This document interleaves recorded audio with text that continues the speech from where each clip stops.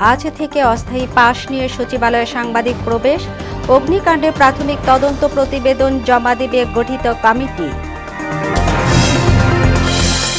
জুলাই বিপ্লবের ঘোষণাপত্রের সঙ্গে সরকারের সম্পৃক্ততা নেই বললেন প্রেস সচিব। মানুষের আশা আকাঙ্ক্ষার প্রতিফলন ঘটবে, দাবি সমন্বয়কদের। জুলাই অভ্যুত্থানের 4 মাসেও লক্ষ্য অর্জনে পিছিয়ে রাষ্ট্র, সেমিনারে বক্তারা। আওয়ামী লীগের রাজনীতি নিষিদ্ধ সহ 10 দফা দাবি পেশ। এবং অন্তর্বর্তী সরকারের বিরুদ্ধে নির্বাচন বিলম্বিত করার অভিযোগ বিএনপির। যে কোনো সময় ভোট আয়োজনে প্রস্তুত কমিশন, বললেন সিইসি।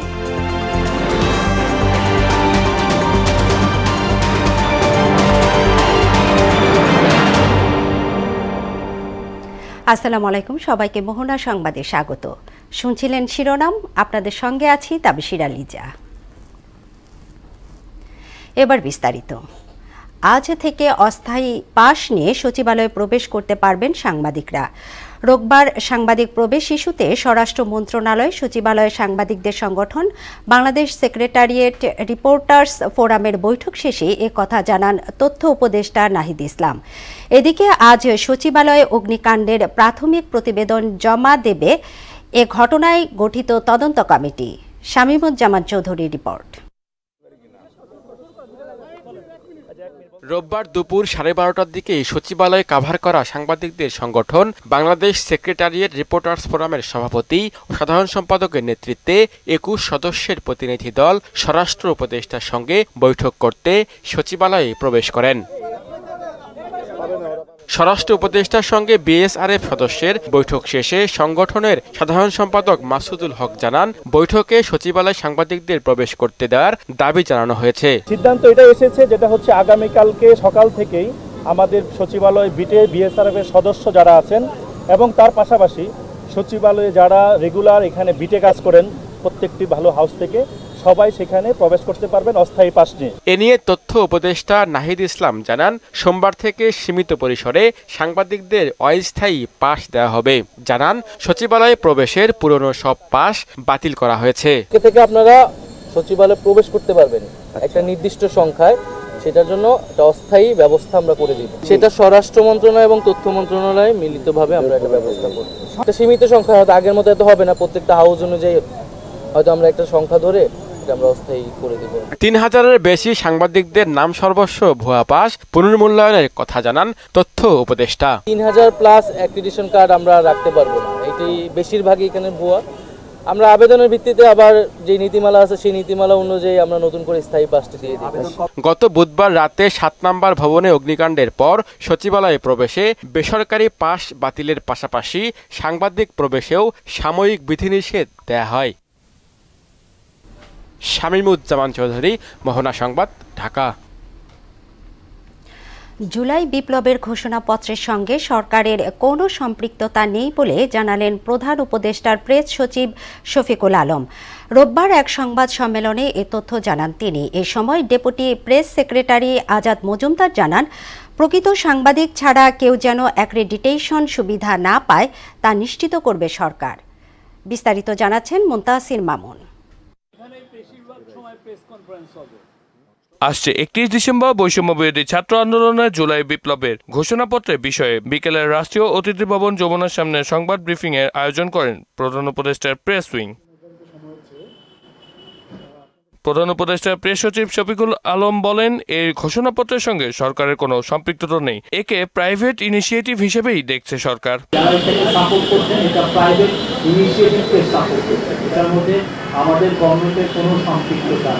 এ সময় সাংবাদিকদের সচিবালয়ে প্রবেশের বিষয়ে deputy press secretary Azad Majumdar জানান, গুরুত্ব বিবেচনায় সচিবালয়ে চলাচল সীমিত করা হয়েছে। প্রকৃত সাংবাদিকের বাইরেও আরো অনেক সাংবাদিক, অনেক ব্যক্তি আছেন যারা এই অ্যাক্রিডিটেশন কার্ডটাকে ব্যবহার করে সচিবালয়ে লবিং সহ আরও নানা ধরনের তৎপরতা চালায় এবং অনেক রাজনৈতিক নেতাকর্মী আছেন যাদের কাছে এই অ্যাক্রিডিটেশন কার্ড আছে, তারা আসলে সাংবাদিক নন।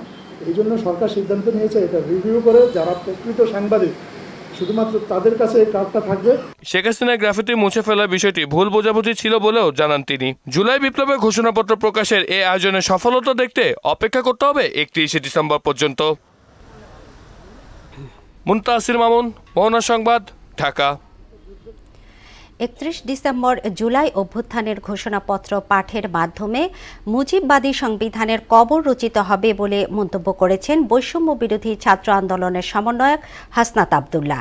আরেক সমন্বয়ক সার্জিস আলম বলেছেন, এই ঘোষণাপত্র বাংলাদেশের একটি দলিল হয়ে থাকবে, যা সব মানুষের আশা আকাঙ্ক্ষার প্রতিফলন ঘটাবে। বিস্তারিত জানাচ্ছেন তানজিদ ভুইয়া।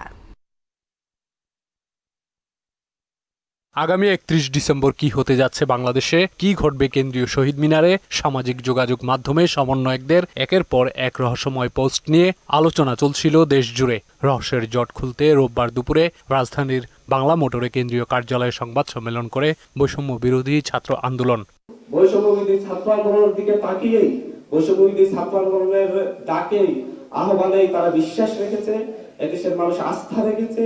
এতে সংগঠনের অন্যতম সমন্বয়ক হাসনাত আব্দুল্লাহ বলেন, 31শে ডিসেম্বর কেন্দ্রীয় শহীদ মিনারে জুলাই অভ্যুত্থানের ঘোষণাপত্র পাঠ করা হবে, যেখানে সমবেত হবেন জুলাই গণ অভ্যুত্থানের পক্ষের সব শক্তি এবং নিজেদের আকাঙ্ক্ষার কথা বলবেন শহীদ পরিবারের সদস্য ও আহতরা। ৭২-এর সংবিধানের বিপরীতে গিয়ে মানুষ যে রাস্তায় নেমে এসেছে, সেটির প্রাতিষ্ঠানিক দালিলিক স্বীকৃতি ঘোষণা করার জন্য আমরা 31 ডিসেম্বর 2024 বেলা 3 ঘটিকায় ছাত্র জনতার উপস্থিতিতে শহীদ মিনার থেকে, যেখান থেকে আমাদের এক দফা ঘোষণা করা হয়েছে, ঠিক সেই জায়গা থেকে আমরা আমাদের প্রক্লেমেশন অফ জুলাই রেভলিউশন আমরা ঘোষণা করব।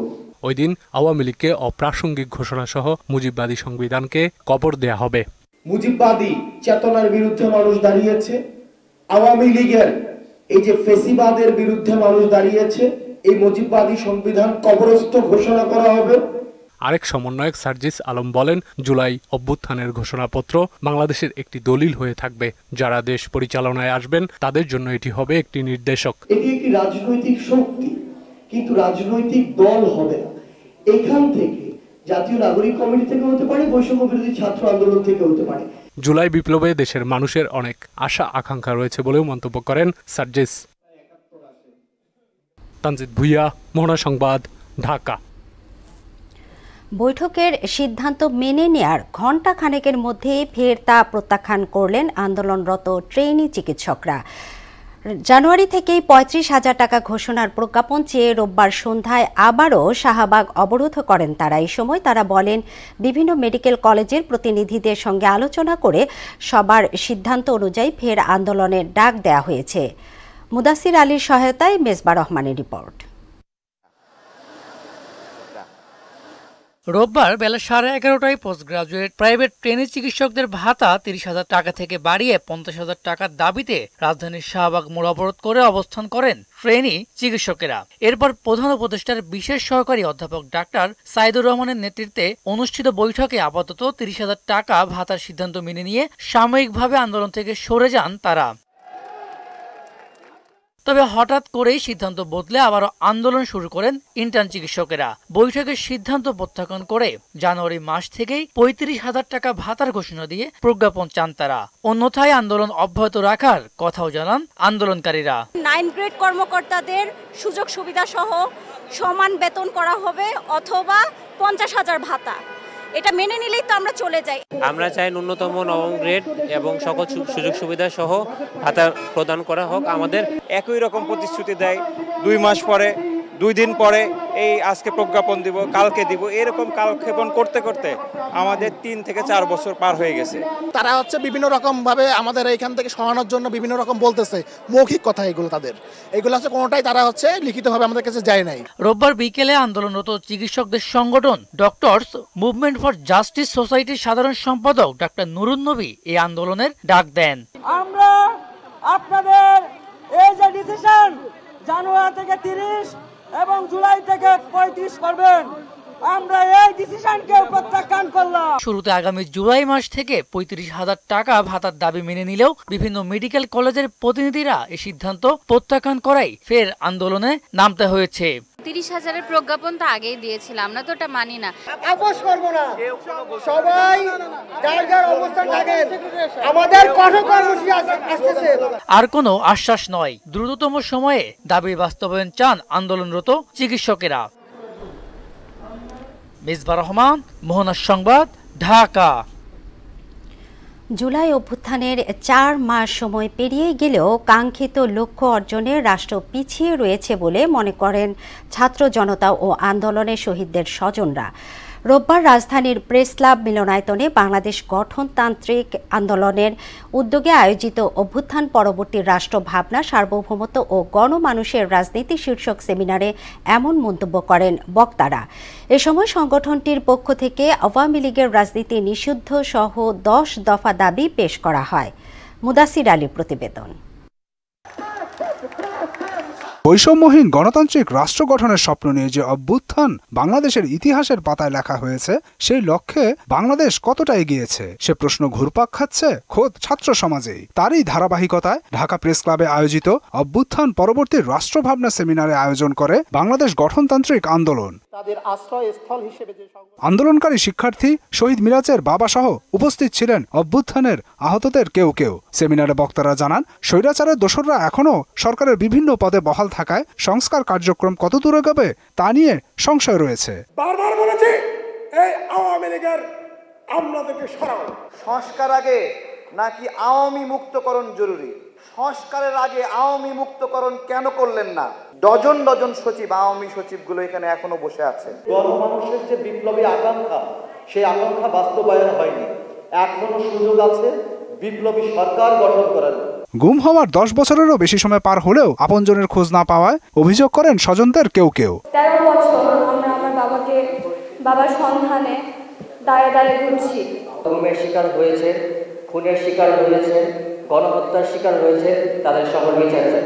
শহীদদের পূর্ণাঙ্গ তালিকা সহ আহতদের পুনর্বাসনে সরকারের প্রতি জোর দাবি জানান শহীদ মিরাজের বাবা। জুলাই 5 আগস্টে যারা দেশের জন্য রক্ত দিয়েছেন তাদেরকে রাষ্ট্রীয়ভাবে শহীদের তালিকায় নিয়ে আসবেন, এবং যারা হাসপাতালে বিছানায় তারা কষ্ট নিয়ে, যাদের হাত নাই, চোখ নাই, পাও নাই, তাদেরকে একটা কোঠার তালিকা নিয়ে আসবেন। সেমিনারে অভ্যুত্থানে গণহত্যায় জড়িত শেখ হাসিনা সহ স্বৈরাচারী সরকারের নেতাদের বিচার সহ 10 দফা দাবিনামা পেশ করা হয়। জুলাই অভ্যুত্থানে হত্যাকারী, গণহত্যার নির্দেশদাতা ও সমর্থনকারী ব্যক্তিদের বিচারের আওতায় নিয়ে আসতে হবে। মুদাসির আলী, মোহনা সংবাদ, ঢাকা। পার্শ্ববর্তী দেশের অপপ্রচারের পাশাপাশি দেশের ভেতরে 2-1টি রাজনৈতিক দল ঘোলা পানিতে মাছ শিকার করে রাজনৈতিক ফায়দা লুটতে চাইছে বলে অভিযোগ করেছেন বিএনপি নেতারা। জনগণের কাছে বিএনপির জনপ্রিয়তা দেখে অন্তর্বর্তী সরকার নির্বাচন দিতে বিলম্ব করছে বলেও অভিযোগ করেন তারা। রোববার রাজধানীতে আলাদা অনুষ্ঠানে এসব কথা বলেন বিএনপি নেতারা। তানজিদ ভূঁইয়াকে সঙ্গে নিয়ে আরও জানাচ্ছেন হুমায়ুন কবির। রাজধানীর চন্দ্রিমা উদ্যানে জাতীয়তাবাদী রিকশা ভ্যান অটো শ্রমিক দলের পক্ষ থেকে বিএনপির প্রতিষ্ঠাতা জিয়াউর রহমানের সমাধিতে ফুলেল শ্রদ্ধা জানান দলের সিনিয়র যুগ্ম মহাসচিব রুহুল কবির রিজভী। পরে গণমাধ্যম কর্মীদের তিনি অভিযোগ করেন, 5 আগস্টের পর একটি ইসলামী রাজনৈতিক দল ইসলামী ব্যাংক ও পাড়া মহল্লা টার্মিনাল দখল করে নিয়েছে। শেখ হাসিনার ব্যাংক আত্মসাতের পর, 5ই আগস্টের পর আপনাদের আত্মসাত তো জনগণ দেখেছে। আমরা হাসিনার আমলে দেখেছি চাপাতি লীগ, হেলমেট লীগ, বন্দুক লীগ। আবার জনগণ তো এটাও জানে কারা পায়ের রক কাটে, তাদেরকে তো জনগণ ঠিকই জানে। ঘোলা পানিতে মাছ শিকার করে তারা রাজনৈতিক ফায়দা লুটতে চায় বলেও অভিযোগ করেন রিজভী। ঘোলা পানিতে মাছ শিকার করার চেষ্টা করছে।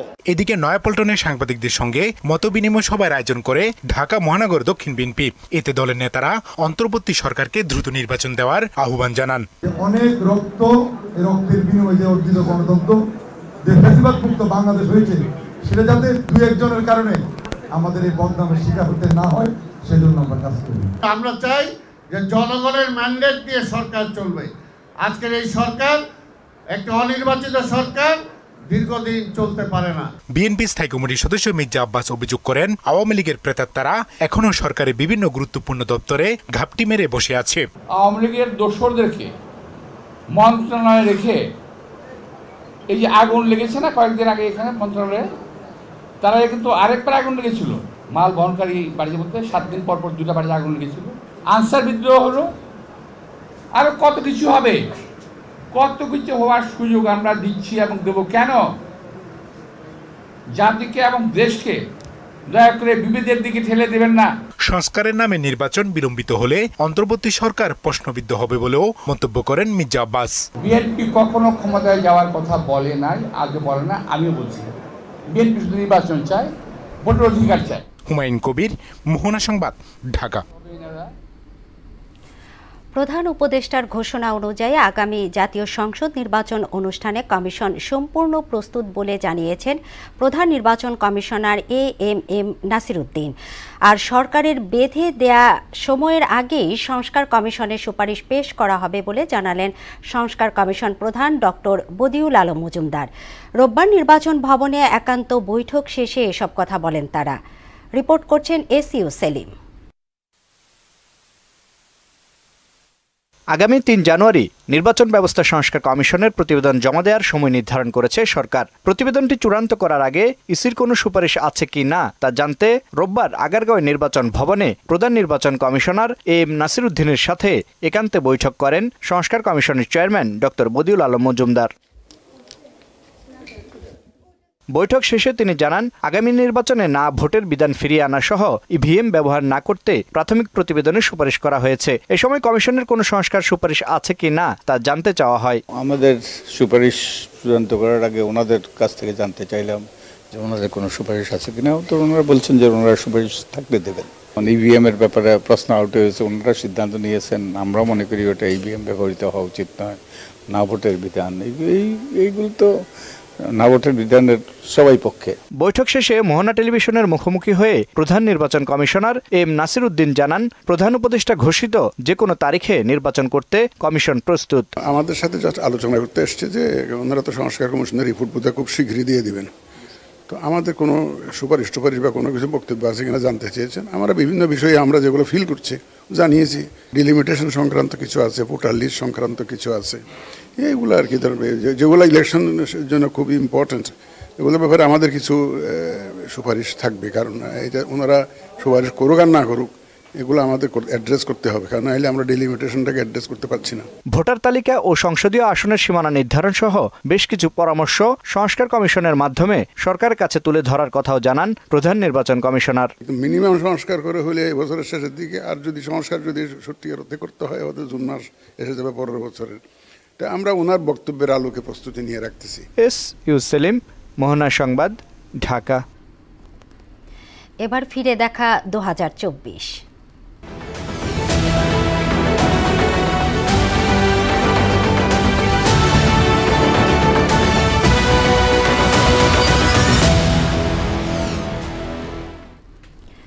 রিজার্ভে ধস, মুদ্রাস্ফীতি আর গার্মেন্টস খাতে অস্থিরতার মধ্য দিয়ে কেটেছে 2024 সাল। অর্থ পাচারের প্রভাবে যেমন বিশাল বাণিজ্য ঘাটতি সৃষ্টির পাশাপাশি প্রকট হয়েছে তারল্য সংকট। রিজার্ভে টান পড়ায় বছর জুড়েই ভুগিয়েছে মুদ্রাস্ফীতি। ছিল না আমদানি রপ্তানিতে ভারসাম্য।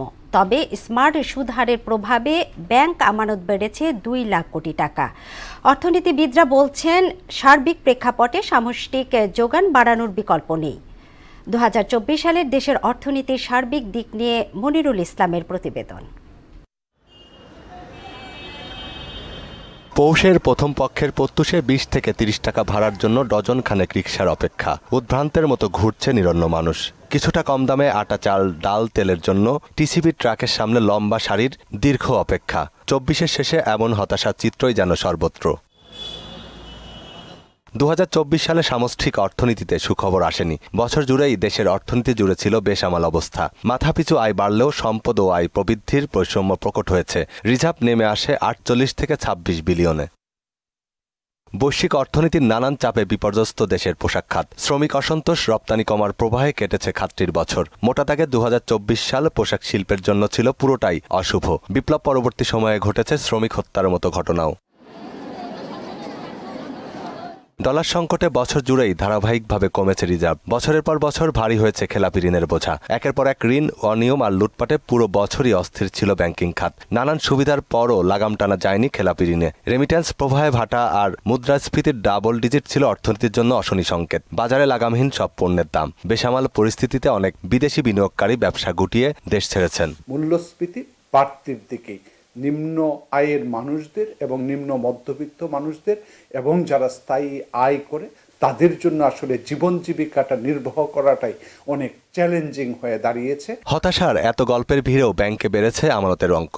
বাংলাদেশ ব্যাংক বলছে গত বছরে যেখানে আমানত ছিল 14,88,000 কোটি টাকা, সেখানে বর্তমানে এর পরিমাণ বেড়ে দাঁড়িয়েছে 16,36,000 কোটিতে। যদিও মুদ্রা সংকোচন নীতি নিলেও পুরনো নোট বাজারে রেখেই নতুন নোট ছাড়ার সমালোচনা পিছু ছাড়েনি। যে টাকা এখন উঠানোর কথা সেই টাকা এখন বাজারে ছাড়ছে, যে কারণে যে নীতি কার্যকর হওয়ার কথা সেই নীতিকে অকার্যকর করে দিচ্ছে কিন্তু সরকারের এই নীতি। অর্থাৎ সরকার যে পলিসি নিচ্ছে সেই পলিসির মধ্যে না থাকার পিছনে রাষ্ট্রযন্ত্র এবং রাষ্ট্র প্রতিষ্ঠানগুলা দুর্বল হয়ে যাওয়ায় রাষ্ট্রকে কিন্তু এই ধরনের দ্বিমুখী কাজ করতে হচ্ছে। দেশের কোনো আর্থিক খাতেই নেই স্বস্তি। জুলাই বিপ্লবের পর শেয়ার বাজারে উত্থান হলেও সপ্তাহ ব্যবধানেই ধস নামতে শুরু করে। এর মাঝে রাষ্ট্রায়ত্ত বিনিয়োগকারী সংস্থা আইসিবিকে মোটা অঙ্কের ঋণ দিলেও পুঁজিবাজারে আসেনি স্বস্তি। অর্থনীতি সংকুচন হবে কিন্তু মূল্যস্ফীতি কমার ফলে সংকুচন হওয়ার কথা। এখন আমার অর্থনীতি সংকুচন হচ্ছে প্রবৃদ্ধি, কিন্তু মূল্যস্ফীতি কমছে না, যেটা কিন্তু একটা বৈপরীত্য এবং প্যারাডক্সিক্যাল। দেশের অর্থনীতির এমন পরিস্থিতিতে সামষ্টিক যোগান বাড়াতে সঞ্চয় প্রবণতা ও কর আদায় সুষ্ঠু নীতিমালা প্রণয়ন বেশি জরুরি হয়ে উঠেছে বলে মনে করেন অর্থনীতিবিদরা। একটা দেশের প্রবৃদ্ধি যদি থমকে দাঁড়ায় তাহলে কিন্তু সবকিছুই থমকে দাঁড়াবে। সার্বিক প্রেক্ষাপটে বছর শেষের হিসাবটা হচ্ছে বিগত সরকারের সময় উচ্চ মূল্যস্ফীতি, ডলার সংকট, সামষ্টিক অর্থনীতিতে বেশ সংকট ছিল। অন্তর্বর্তী সরকার ব্যাংক খাত সংস্কার ও বৈদেশিক মুদ্রার রিজার্ভ বাড়াতে কিছু পদক্ষেপ নিলেও ধকল কাটিয়ে উঠতে হিমশিম খাচ্ছে। মনিরুল ইসলাম, মোহনা সংবাদ, ঢাকা। সমুদ্র সম্পদের সম্ভাবনাময় বাজার দেশের অর্থনৈতিক উন্নয়নের দ্বার খুলে দেবে বলে মন্তব্য করেছেন অর্থ উপদেষ্টা ডক্টর সালেহ উদ্দিন আহমেদ। রোববার কক্সবাজার জেলা প্রশাসনের আয়োজনে বিভিন্ন দপ্তরের কর্মকর্তাদের সাথে মতবিনিময় সভায় তিনি একথা বলেন। কক্সবাজারের ট্যুরিজমকে প্রমোট করা গেলে দেশের অর্থনৈতিক খাত সমৃদ্ধ হবে বলেও জানান তিনি। সভায় পর্যটন শিল্পের স্বার্থে প্লাস্টিকজাত পণ্য ব্যবহার বর্জন, স্বাস্থ্য, শিক্ষা ও রোহিঙ্গা ইস্যু সহ বিভিন্ন বিষয়ে আলোচনা হয়। মাসব্যাপী ঢাকা আন্তর্জাতিক বাণিজ্য মেলা শুরু হচ্ছে 1 জানুয়ারি। রাজধানীর পূর্বাঞ্চলে অবস্থিত BBCFEC সেন্টারে বসবে এই মেলা। স্টল নির্মাণে সকাল থেকে রাত পর্যন্ত কাজ করছেন কারিগররা। প্রস্তুতিও প্রায় শেষ। এবার বাণিজ্য মেলার নিরাপত্তায় কাজ করবে 7 শতাধিক পুলিশ সদস্য। থাকবে ভ্রাম্যমাণ আদালতও। সাত্তার আলী সোহেলের প্রতিবেদন, জানাচ্ছেন মোহাম্মদ ওয়ালিউল্লাহ। 1 জানুয়ারি থেকে মাসব্যাপী ঢাকা আন্তর্জাতিক বাণিজ্য মেলার 29তম আসর বসছে পূর্বাচলে। এবার মেলার প্রধান প্রবেশদ্বার 36 জুলাইয়ের স্মৃতির আদলে তৈরি করা হবে। মেলায় বিভিন্ন ক্যাটাগরিতে স্টল থাকছে 362টি। এবার মেলায় থাকছে শহীদ আবু সাইদ ও মুগ্ধ কর্নার। স্টল নির্মাণে সকাল থেকে গভীর রাত পর্যন্ত ব্যস্ত সময় পার করছেন কারিগররা। আশা করছেন নির্দিষ্ট সময়ের মধ্যে কাজ শেষ করতে পারবেন। বেশ 15-16 দিন কাজ কাম করতেছি, কাজ এখন শেষ পর্যায়ে। কাজ করতেছি আজকে 10 দিন ধরে, শেষ হবে ইনশাল্লাহ 30 তারিখের ভিতরে আমাদের হ্যান্ডওভার হবে। 1 তারিখ থেকে মেলাটা উদ্বোধন হবে আর আমরা চেষ্টা করব 1 তারিখের আগে কাজটা শেষ করার। আশা করি অন্যান্য বছরের তুলনায় এবারে মেলা অনেকটাই পজিটিভ হবে। এবার আমরা আরো বেশি প্রত্যাশা করতেছি অনেক সুন্দর একটা মেলা আয়োজনের জন্য।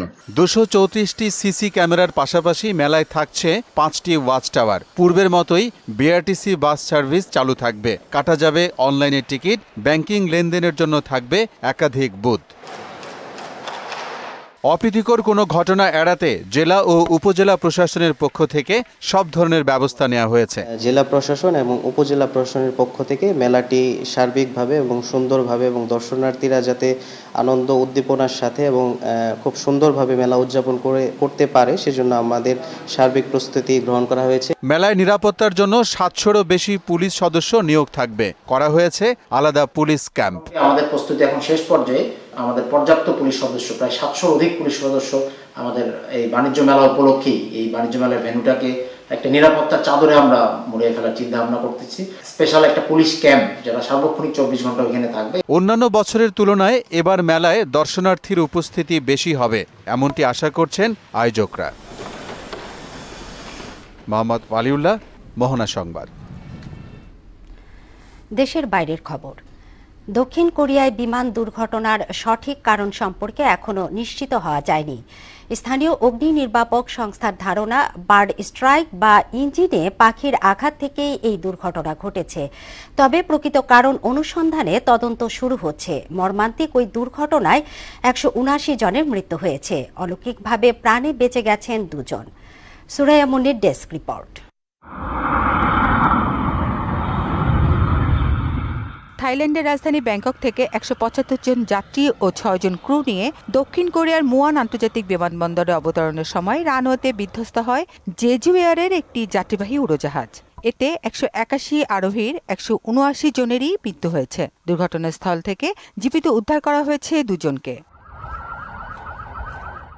দুর্ঘটনার সঠিক কারণ এখনও নিশ্চিত হওয়া যায়নি। তবে স্থানীয় অগ্নি নির্বাপন সংস্থার প্রধান লি জিয়ং হিউন বলেছেন, খারাপ আবহাওয়া অথবা পাখির সঙ্গে ধাক্কা লাগার কারণে এই দুর্ঘটনা ঘটে থাকতে পারে। আবার বিমান কর্মকর্তাদের ধারণা, পাখির সঙ্গে ধাক্কা লাগায় ল্যান্ডিং গিয়ারে জটিলতার কারণে উড়োজাহাজটি বিধ্বস্ত হয়ে থাকতে পারে। ভাইরাল ভিডিওতে দেখা যাচ্ছে বিমানটি রানওয়েতে ক্র্যাশ ল্যান্ডিং করে, এরপর রানওয়ে থেকে ছিটকে পাশের কোনো অবকাঠামোয় আঘাত করে এবং সঙ্গে সঙ্গে আগুন ধরে যায়।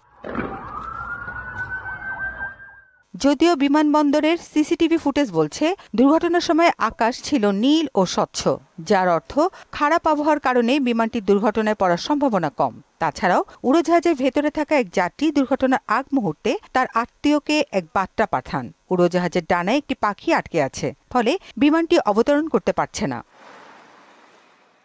এদিকে উড়োজাহাজটি বিধ্বস্ত হওয়ার সময়কার একাধিক ভিডিও ফুটেজ অনলাইনে ছড়িয়ে পড়েছে। এমনই একটি ভিডিও ফুটেজে দেখা গেছে মুয়ান বিমানবন্দরের রানওয়েতে অবতরণের পর উড়োজাহাজটি ইঞ্জিন থেকে ধোঁয়া বের হচ্ছে। উড়োজাহাজের ধ্বংসাবশেষ থেকে এক যাত্রী ও একজন ক্রুকে জীবিত উদ্ধার করেছে দক্ষিণ কোরিয়ার জাতীয় অগ্নি নির্বাপন সংস্থা। দুর্ঘটনার প্রকৃত কারণ অনুসন্ধানে তদন্ত করার কথাও জানায় তারা। সুরাইয়া মুন্নি, মোহনা সংবাদ। খেলার খবর, ক্রিকেট। আজ পর্দা উঠছে বিপিএলের একাদশ আসরের। উদ্বোধনী ম্যাচে দুপুর 1:30টায় ডিফেন্ডিং চ্যাম্পিয়ন ফরচুন বরিশালের প্রতিপক্ষ দুর্বার রাজশাহী। সন্ধ্যা 6:30টায় ঢাকা ক্যাপিটালসের বিপক্ষে লড়বে রংপুর রাইডার্স। তবে একদিন আগেও 2-1টি দল ছাড়া কেউই অধিনায়কের নাম ঘোষণা করেনি। বিস্তারিত কাজী পাপ্পুর রিপোর্টে। দেশের সবচেয়ে বড় ঘরোয়া ক্রিকেট লিগ বিপিএল-এর এবারের আসরে নতুন মালিকানার দল ঢাকা ক্যাপিটালস। ঢালিউড সুপারস্টার শাকিব খানের মালিকানায় থাকা ফ্র্যাঞ্চাইজিটি নিয়ে আছে বাড়তি কৌতূহল। দলটির মাঠের বাইরের কার্যক্রম চলছে জোরে সোরেই। লিটন দাসের পরিবর্তে ঢাকার অধিনায়কত্বের দায়িত্ব পেয়েছেন Lankan Thisara Perera. Honor to represent as a captain, especially in this kind of franchise. So I think we all well prepared because we had a nice practice session last few days. বিপিএল-এ আরেক নবাগত দল দুর্বার রাজশাহী। অনেকটা তারুণ্য নির্ভর দল গড়েছে ফ্র্যাঞ্চাইজিটি। নিজেদের প্রথম ম্যাচ বরিশালের মতো তারকা ঠাসা দলের বিপক্ষে। তারপরও ভালো খেলার প্রত্যয় কোচ ইজাজ আহমেদের। 2020 game, is 1 or 2 players play a good inning, or ball well. So you win the game, it's a good combination of young players and experienced cricketer as well. কাগজে কলমে এবারে আসরে বিগ বাজেটের দল ফরচুন বরিশাল। তামিম, মুশফিক, রিয়াদ, রিশাদদের নিয়ে গড়া দলটিকে মিনি জাতীয় দল বলাই যেতে পারে। বিদেশি কোটায় আছেন শাহিন শাহ আফ্রিদি, মোহাম্মদ নবী ও কায়েল মায়ার্সের মতো তারকারা। কথায় আছে অতি সন্ন্যাসীতে গাজন নষ্ট। বরিশালের ক্ষেত্রে এমনটা হবে কিনা জানতে চাওয়া হয় অধিনায়ক তামিমের কাছে। আমার defending champion will definitely try to defend the title. টুর্নামেন্টে আপনার মতো নাও যেতে পারে, সামটাইমস টুর্নামেন্টে আপনি যা চিন্তা করছেন তার চেয়েও ভালো হতে পারে। So it's a long tournament, we'll see tomorrow. I hope to start well. আমার কাছে মনে হয় অন্যরকম বিপিএল যদি আমাদের করতে হয়, we need to invest on cricket. That is the most important thing. এদিকে কয়েকজন ক্রিকেটারের আপত্তির কারণে খেলোয়াড়দের অনুশীলনের ছবি ধারণ করতে দেওয়া হচ্ছে না। এই বিষয়ে বোর্ড খোলাসা না করলেও এমন সিদ্ধান্তে দারুণ খুশি তামিম ইকবাল। যদি আমাকে ব্যক্তিগতভাবে জিজ্ঞেস করেন, I'm very happy with this setup. কাজী পাপ্পু, মোহনা সংবাদ, ঢাকা। এরই সাথে শেষ করব মোহনা সংবাদ। তবে যাবার আগে শিরোনামগুলো আরও একবার।